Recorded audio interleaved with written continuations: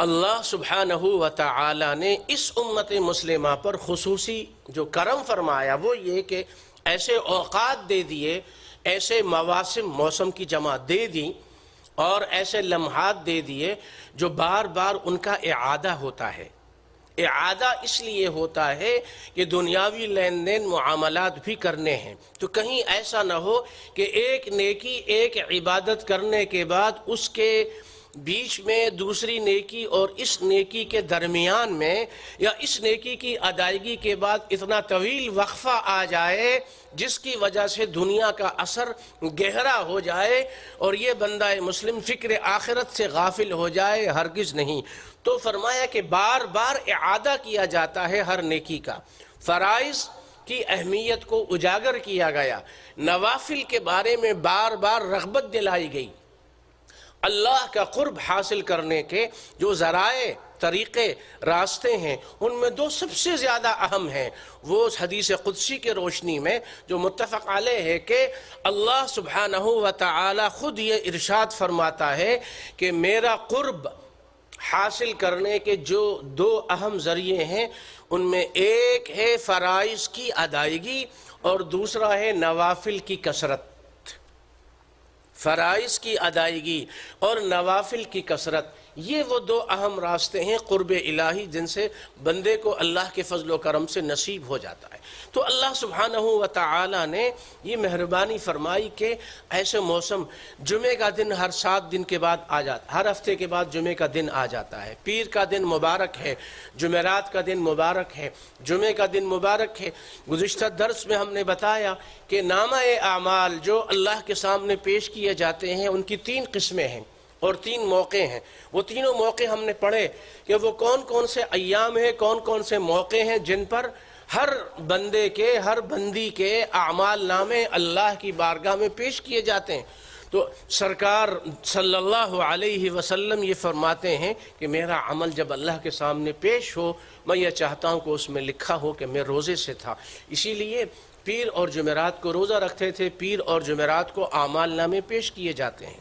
شعبان کے مہینے میں کثرت سے روزہ رکھتے تھے کہ شعبان کے مہینے میں اعمال نامے اللہ کی بارگاہ میں پیش کیے جاتے ہیں۔ اچھا، اب ہمیں شیطان نے جس غلط راستے پہ لگا دیا وہ یہ ہے، بسا اوقات یہ ہوتا ہے، عرب یہ کہتے ہیں کلمۃ حق اراد بها الباطل، کلمۃ حق اراد بها، اراد مجہول کا صیغہ ہے، کلمۃ حق اراد بها الباطل۔ یہ بات تو صحیح کی جا رہی ہے لیکن اس بات کی جو غرض و غایت ہے وہ باطل اور فساد اور بے فائدہ ہے۔ اب آپ پچھلا پورا جو گزشتہ ہفتہ گزرا ہے وہ ہمارے بھائیوں کی اس لڑائی میں گزرا ہے کہ شب بارات منائیں کہ نہ منائیں۔ یہ ناداں گر گئے سجدے میں جب وقت قیام آیا، پوری توانائی اس پہ صرف ہو رہی ہے، نیٹ پر، واٹس ایپ پر اور جناب اخبارات میں توانائیاں ضائع ہو رہی ہیں، صلاحیتیں ضائع ہو رہی ہیں۔ ایک سے ایک مولوی، ایک سے ایک عالم، ایک سے ایک خطیب، ایک سے ایک قلمکار، ایک سے ایک صحافی، ایک سے ایک جماعتوں کی طرف نسبتیں کرنے والے، مسلکوں فرقوں کی طرف نسبتیں کرنے والے ایڑی چوٹی کا زور لگا رہے ہیں کہ ایک مسلمانوں کو، امت کو ادھر کھینچے ٹانگ سے پکڑ کے اور دوسرا کہہ رہا نہیں میں تو ادھر کھینچنا چاہتا ہوں۔ اب یہ بندہ مسلم بیچارہ کہاں جائے؟ رسول اللہ صلی اللہ علیہ وسلم اللہ کی طرف بلانے والے داعی بن کر آئے تھے۔ یہ حدیث ضعیف ہے۔ اب عام آدمی سے کون بحث کرے کہ ضعیف حدیث کے بارے میں علماء حدیث نے کیا کیا اصول و ضوابط بنا دیے ہیں۔ تم تو کل کے چھوکرے ہو، 2-4-20 صفحے کی کتابیں پڑھ کے تم محدث بن کے فتوے دینے لگے ہو۔ یہ حدیث ضعیف ہے۔ ضعیف کو ایسا ہوا بنا دیا کہ موضوع اور جھوٹی حدیث سے بھی زیادہ اس کو بدنام کر دیا، جبکہ بخاری مسلم کے علاوہ 100 کے قریب حدیث کی کتابیں ہیں، ایک کتاب بھی ایسی نہیں ہے جس میں ضعیف حدیثیں نہ ہوں۔ ضعیف حدیث کا ایسا ہوا بنا دیا، ارے یہ حدیث ضعیف ہے، ارے یہ حدیث ضعیف ہے، ارے یہ حدیث ضعیف ہے۔ شیخ ابن باز یہاں کے مفتی گزرے ہیں، شیخ عثیمین یہاں کے مفتی گزرے ہیں، ان سے تو پوچھو، وہ یہ کہتے ہیں کہ فضائل میں ضعیف حدیث پر عمل کرنا جائز ہے۔ ایک آدمی 15ویں شب میں اپنے گھر میں یا مسجد میں 10-12 رکعت نفل پڑھ لے، اپنے سارے گناہوں کے بارے میں رو رو کے سچے دل سے توبہ کر لے، حقوق العباد ادا کر لے، حقوق اللہ ادا کر لے، لوگوں کے حقوق واپس کر لے، آئندہ زندگی اچھی کرنے کا عہد کر لے، یہ زیادہ بہتر ہے یا یہ کہ نہیں تم نے جاگنا نہیں ہے، تم نے نفل نہیں پڑھنے، تم نے قرآن نہیں پڑھنا؟ کہیں نہیں لکھا ہوا، کہیں نہیں لکھا ہوا، کہیں ثابت نہیں ہے، مت پڑھو۔ اس میں کوئی شک نہیں کہ ہمارے ملکوں میں جو رسومات، خرافات، بدعات ہوتی ہیں ان کا دین سے کوئی تعلق نہیں، وہ 15ویں شب کی فضیلت سے ان کا کوئی تعلق نہیں۔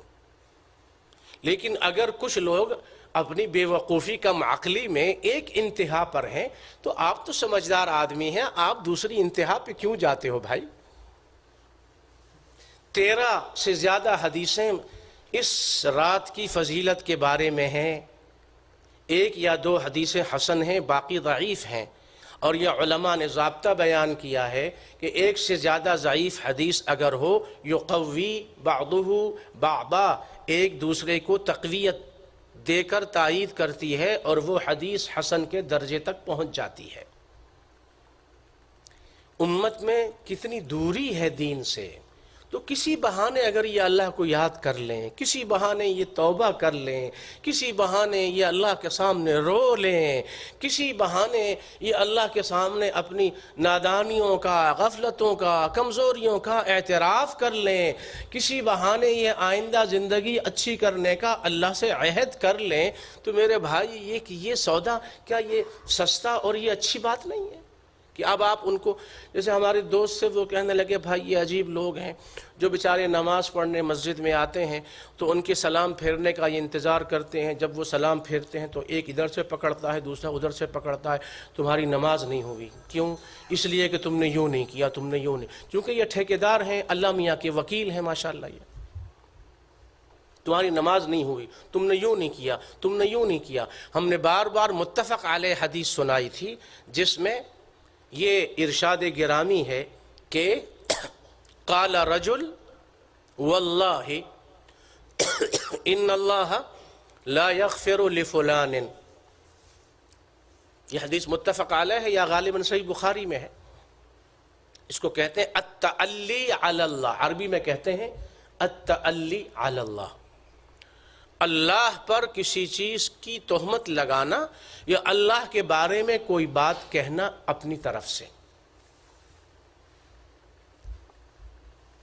کیا ہمارے ملک میں یہاں کسی کے اندر یہ جرأت ہے کہ وہ یہ کہہ دے کہ حکومت نے یہ اعلان کیا ہے؟ اس کو پتہ ہے فوراً مجھے پکڑ لیا جائے گا، پوچھیں گے تم کو کس نے بتایا؟ تم کیا وکیل ہو ہمارے؟ تم کیا ہمارے ایجنٹ ہو؟ حدیث کے الفاظ یہ ہیں کہ ایک شخص نے کہا، اس نے کہا واللہ ان اللہ لا یغفر لفلان، اللہ کی قسم اللہ اس فلاں آدمی کی مغفرت نہیں کرے گا۔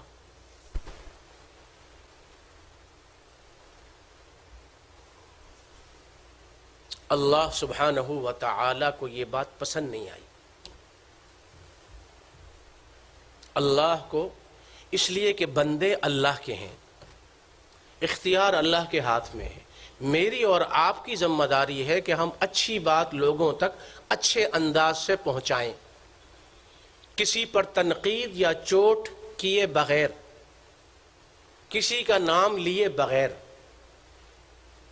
اچھے الفاظ، اچھے جملے، آداب کے ساتھ، محبت کے ساتھ، حکمت کے ساتھ، نرمی کے ساتھ ہم اپنی بات دوسروں تک پہنچا دیں، اللہ سے اپنے لیے بھی ہدایت اور خیر مانگے اور پوری امت اور اپنے بھائیوں کے لیے بھی خیر اور ہدایت مانگے۔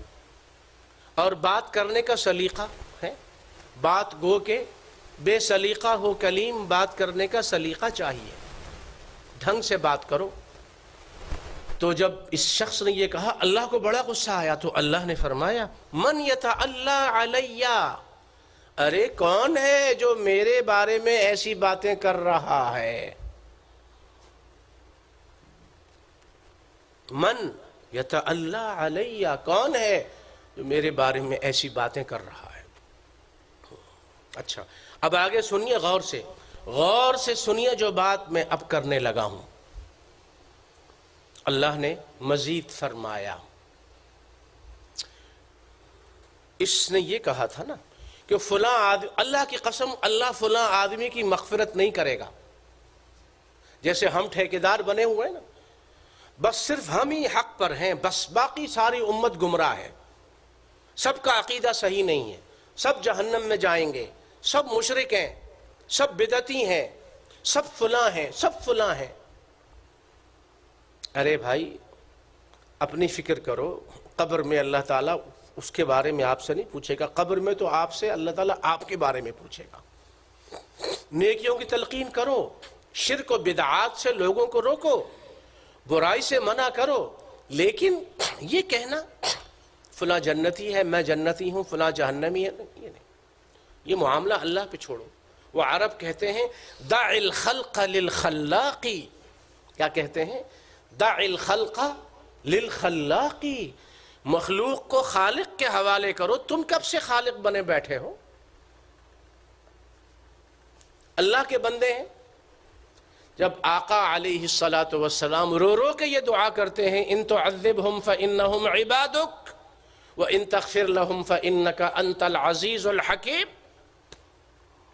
اگر اے اللہ تو ان کو عذاب دے تو تیرے بندے ہیں، اور اگر تو معاف کر دے تو تو زبردست حکمت والا۔ اور ان سے اللہ یہ فرما رہا ہے لست علیہم بمسیطر ما جعلناک علیہم حفیظا ما انت علیہم بوکیل لیس لک من الامر شیء، آپ کو ہم نے ذمہ دار نہیں بنایا، آپ کو ہم نے ذمہ دار نہیں بنایا، آپ کو ذمہ دار نہیں بنایا، آپ کا کام ہے بات کا پہنچا دینا۔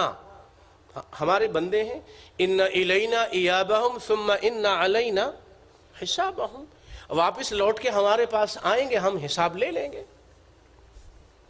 اس شخص نے جب یہ کہا اللہ کی قسم اللہ اس کی مغفرت نہیں فرمائے گا، اللہ کو بڑا غصہ آیا۔ اللہ نے فرمایا ارے یہ کون ہے میرے بارے میں ایسی بات کرنے والا؟ اللہ نے کیا فرمایا؟ سنیے غور سے سنیے۔ اللہ نے فرمایا انی غفرت لفلان، اس فلاں آدمی کی تو میں نے مغفرت کر دی، جس کے بارے میں تم کہہ رہے تھے کہ اللہ اس کی مغفرت نہیں کر، میں نے اس کی مغفرت کر دی۔ اور وَحَبَطْتُ عَمَلَكَ، تیرے سارے عمل میں نے ضائع کر دیے۔